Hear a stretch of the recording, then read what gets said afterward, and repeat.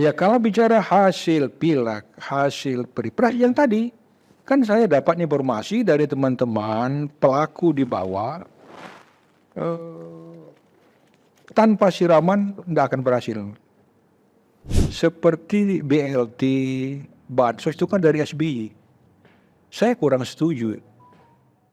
Karena situasi politik ujung-ujung ini agak memprihatinkan, maka Muhammadiyah membebaskan atau mendorong kader-kadernya untuk terjun ke politik.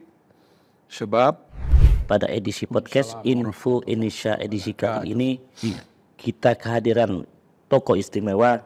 Beliau adalah Ketua Pimpinan Wilayah Muhammadiyah Sumatera Selatan. Langsung saja kita berkenalan dengan Bapak Ridwan Hayatuddin. Selamat datang Pak di Info Indonesia. Terima kasih. Waalaikumsalam warahmatullahi wabarakatuh. Mungkin langsung saja Pak kita ke tema.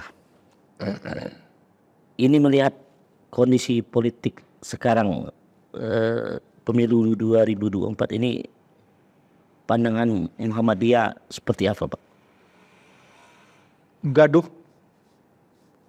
Gaduhnya seperti apa? Ya kita lihat pileg pilpres sudah berlalu, kemudian masih ada atau banyak yang tidak puas dengan penyelenggaraan itu, maka saya katakan gaduh. Itu pertama. Kemudian yang kedua, merebak cerita di mana-mana, adanya perjalanan pemilu yang pencoblosan itu banyak diwarnai oleh transaksi,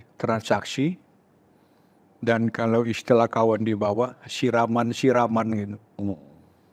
Yang kita lebih miris lagi, cerita pelaku-pelaku di bawah, siraman itu kok sampai bakso Palembang timpo menimpo.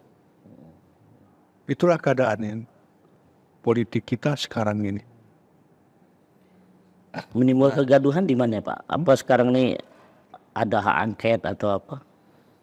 Saya kira karena kita negara hukum dan semua sudah diatur di dalam konstitusi kita, baik Undang-Undang Dasar 45 atau undang-undang lain turunannya, undang-undang politik, bahwa apapun persoalan ternyata sudah ada salurannya, termasuk hak angket, ya gunakan saja secara baik dan proporsional hak angket itu. Di balik kegaduhan ini posisi Muhammadiyah ada di mana? Muhammadiyah dari dulu saya kira lebih menempatkan dirinya sebagai dalam posisi benteng moral bangsa. Tetapi bukan berarti Muhammadiyah tidak peduli atau tidak terlibat di dalam politik. Justru lahirnya Muhammadiyah itu karena akibat dari kekejaman politik penjajah, katakanlah Belanda, sehingga masyarakat, rakyat kita miskin, sengsara, papa gitu.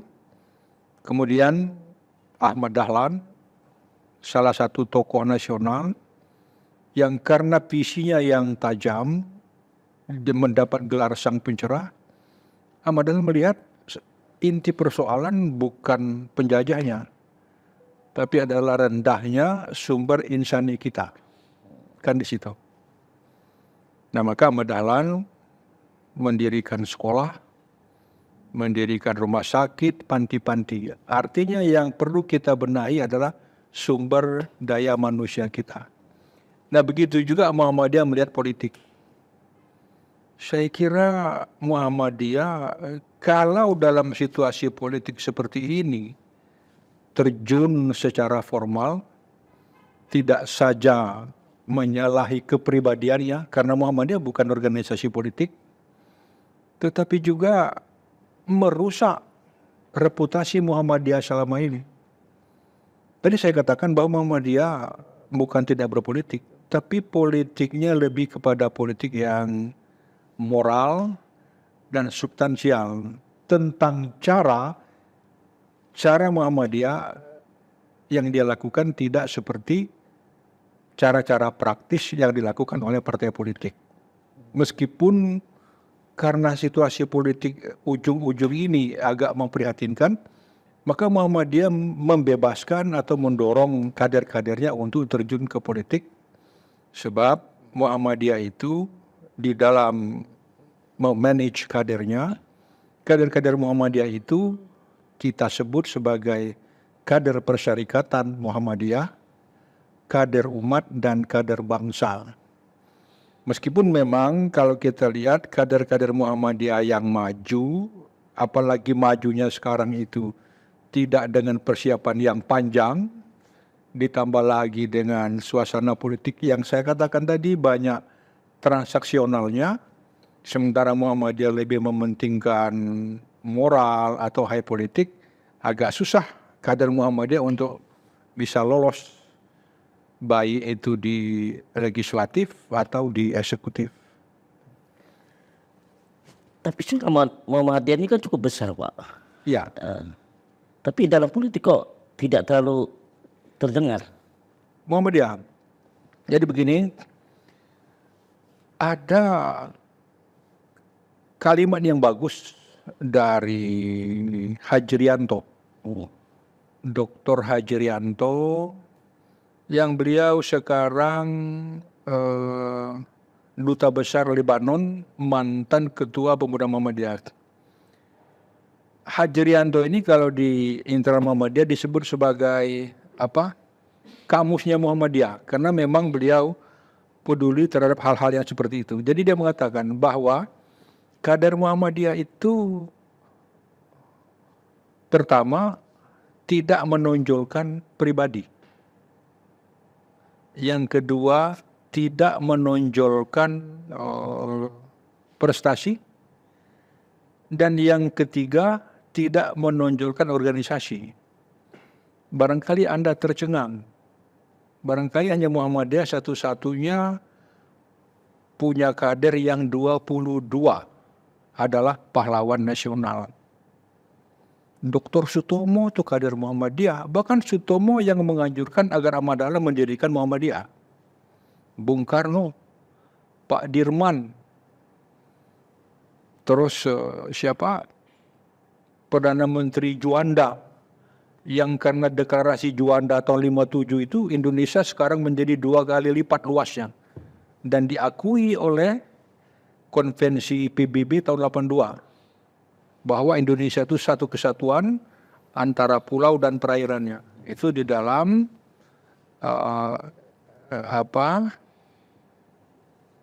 piagam PBB tahun 82, United Nations Convention on Law of the Sea.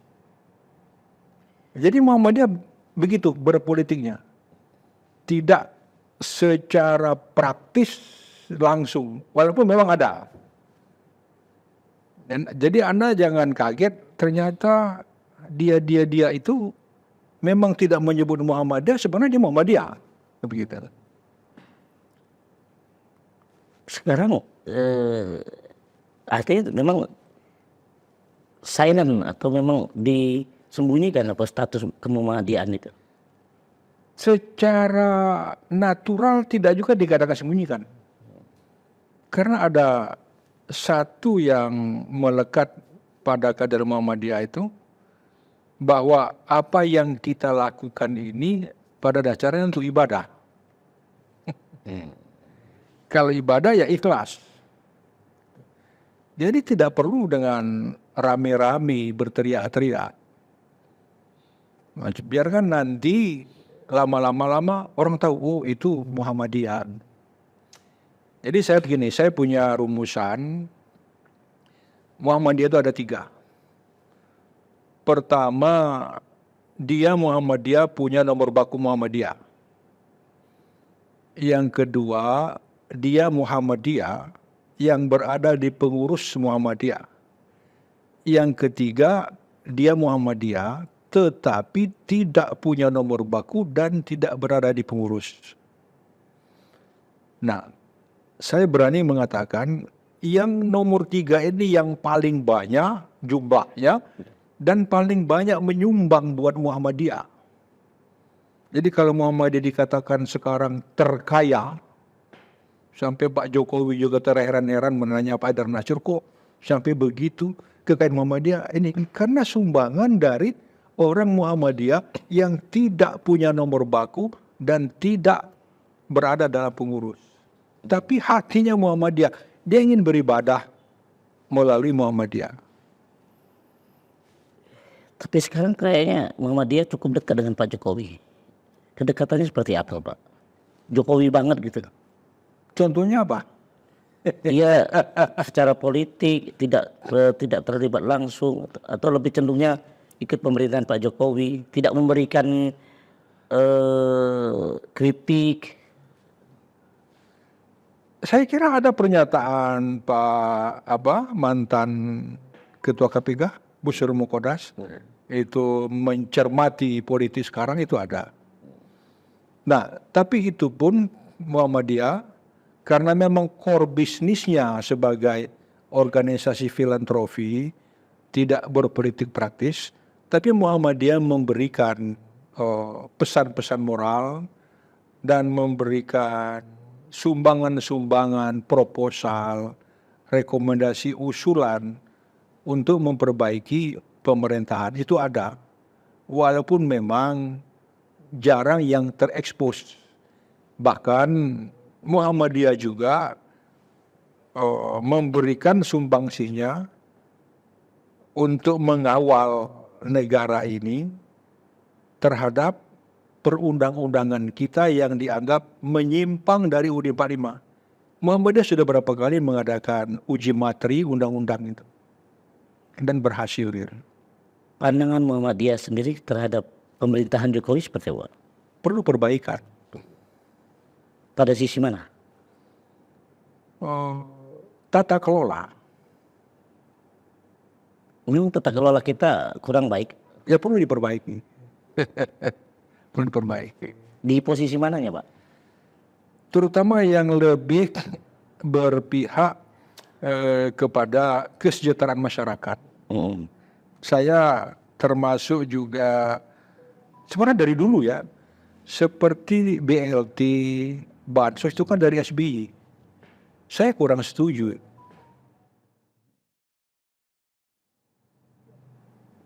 Masyarakat itu kita berdayakan. Memang kalau memang dalam emergensi tidak apa-apa, masyarakat kita bantu materi itu. Tetapi lebih penting lagi, bagaimana caranya masyarakat ini mampu untuk berdiri sendiri, tidak menggantungkan diri kepada negara. Ini kalau dibiarkan berlama-lama semakin banyak, ini membebani negara. Nah kalau rakyat lemah, negara juga akan lemah. Kan begitu? Iya. Terutama dari situ. Yang kedua, terus terang saya juga sampai hari ini adalah advokat. Tadi kita ngobrol, saya berpandangan mudah-mudahan ini hanya situasional saja. Saat ini kalau kita bicara politik, bicara hukum, hampir-hampir identik dengan uang.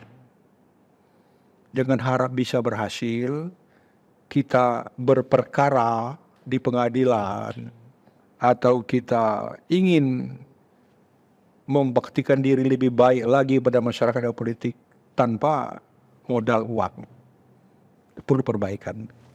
Politik transaksional ada. Ya, transaksional. Termasuk di hasil pemilu ini juga. Nah, iya.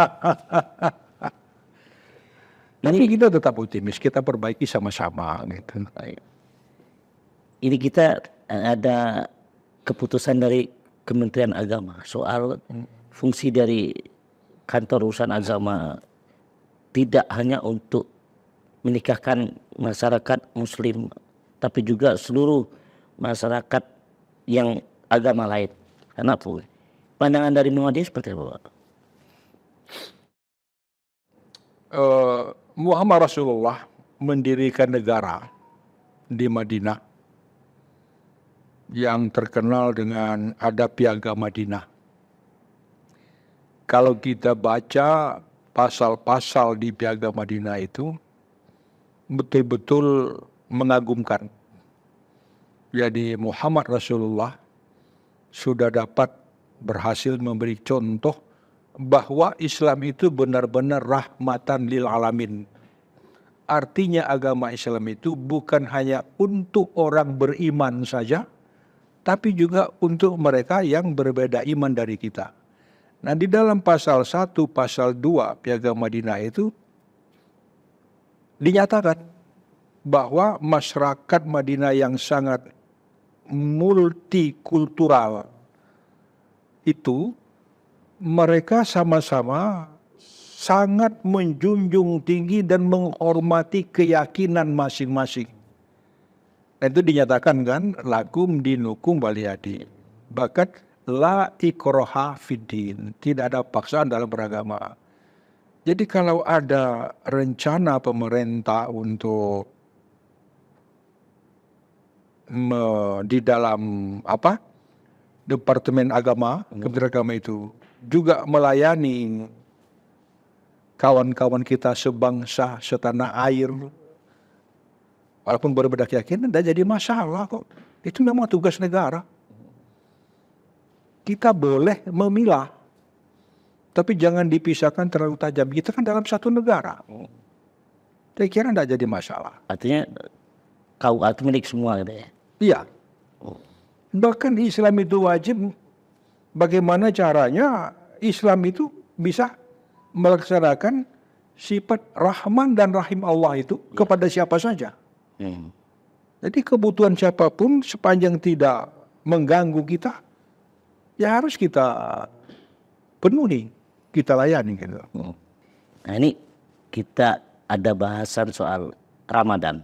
Biasanya Ramadan ini Muhammadiyah dengan pemerintah ini kadang-kadang berselisih waktu. Ini untuk tahun ini gimana? Muhammadiyah karakternya ilmu. Apapun persoalan Muhammadiyah memecahkannya dengan ilmu. Jadi termasuk menentukan Ramadan Muhammadiyah menggunakan ilmu. Kalau kita simak Al-Quran, Al-Baqarah 29, 30, 31 dan seterusnya itu. Setelah Allah menjadikan Adam yang sempat dipertanyakan oleh malaikat, apa kata Allah? Ini a'lamu ma la ta'lamun, itu ilmu. Aku berilmu, aku tahu, sementara kamu tidak tahu. Kemudian Adam diajarkan ilmu, itu ayat 30. Wa 'allama Adamal asma'a kullaha. Kepada Adam diajarkan asma-asma. Maksud asma itu ilmu. Jadi kalau kita menyebut Asmaul Husna, sifat Allah yang 99, itulah induk ilmu, sifat Allah itu. Nah, setelah Adam diajarkan ilmu, kemudian Allah ingin memberitahu pada malaikat.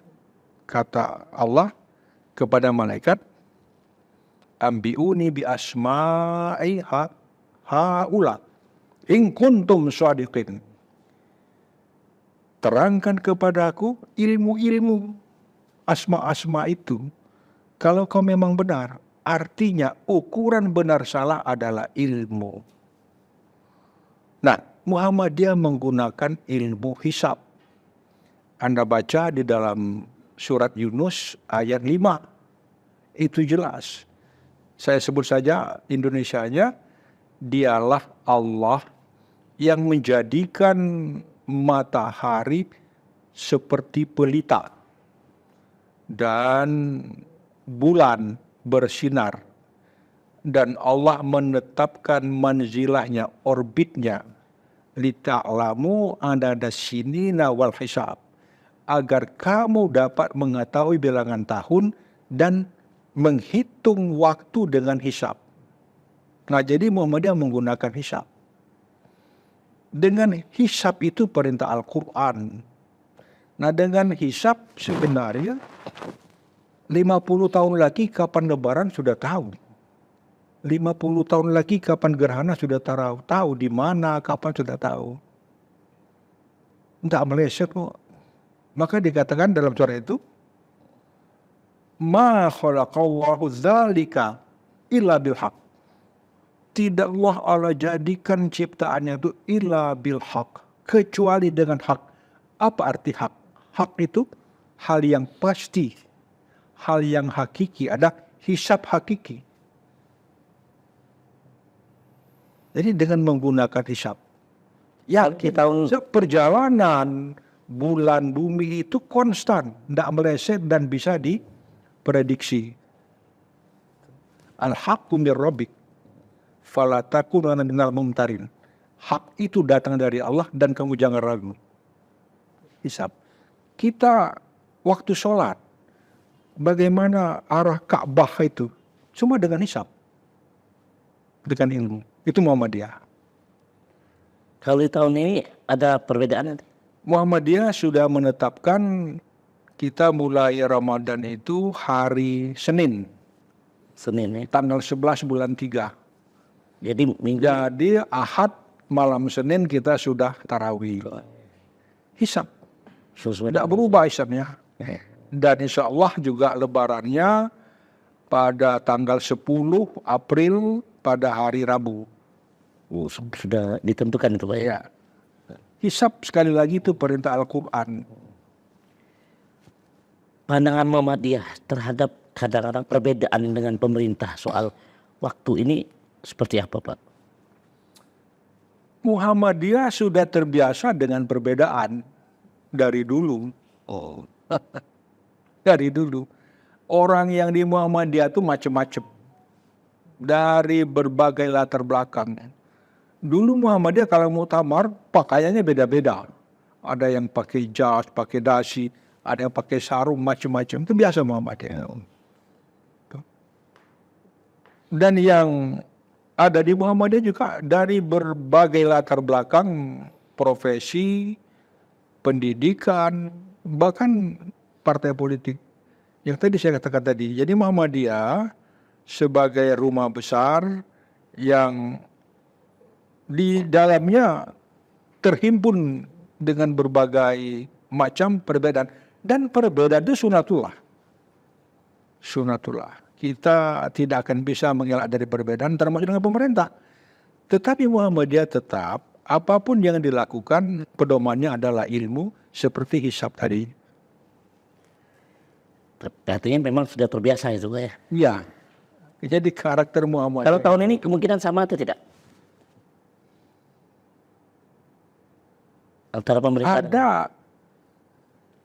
mungkin bisa berbeda. bisa berbeda. Iya, mungkin bisa berbeda. Ya. Perbedaannya di mana? Pola pandangnya apa waktunya? Banyak orang belum tahu juga, belum paham. Oh jadi gini, sebenarnya yang di luar Muhammadiyah juga saya dengar juga menggunakan hisab. Ya. Bukan hanya ru'yat. Iya. Kan ru'yat itu kan melihat langsung tuh. Iya. Nah nampaknya perbedaan itu kalau Muhammadiyah, kalau memang bulan ini sudah muncul pada sore atau maghrib itu, ya sudah masuk tanggal 1. Tapi ada yang harus 3 derajat, 4 derajat. Nampaknya di situ perbedaan. Derajat-tisasinya gitu. Ya derajat munculnya bulan sabit di ufuk Fata Morgana itu. Cuman di situ perbedaan. Tapi pengaruhnya cukup besar juga. Apa? Pengaruhnya cukup besar kan pengaruhnya itu. Bahkan Muhammadiyah sudah merancang kerjasama dengan Turki, ada kalender yang bersifat dunia. Nah kan bilang gini kan, misalnya gini, kita lihat waktu sholat saja, misalnya zuhur, kadang-kadang jam 12 itu sudah zuhur. Ada lagi jam 12, 25 baru zuhur. Itu semua hisab kok. Tidak mungkin kita harus melihat matahari menetapkan itu. Mungkin kita langsung closing statement Pak ke pemirsa Info Indonesia. Terima kasih, saya mendapat kehormatan untuk hadir di Info Indonesia. Semoga Info Indonesia ini termasuk akun yang nantinya yang konsisten di dalam mencerahkan kehidupan politik kebangsaan. Dan saya ingin mengatakan bahwa politik itu adalah puncak dari pergaulan, puncak perjuangan kita. Karena itu apapun yang kita hadapi, kita jangan lari dari politik dan kita jangan frustrasi. Kita berbuatlah dan selalu optimis, dan segala sesuatu itu ada fase-fasenya, ada masa-masanya. Katakanlah kalau masa sekarang kurang berkenan, insya Allah ke depan akan lebih baik lagi. Baik, kami akhiri dengan ucapan terima kasih.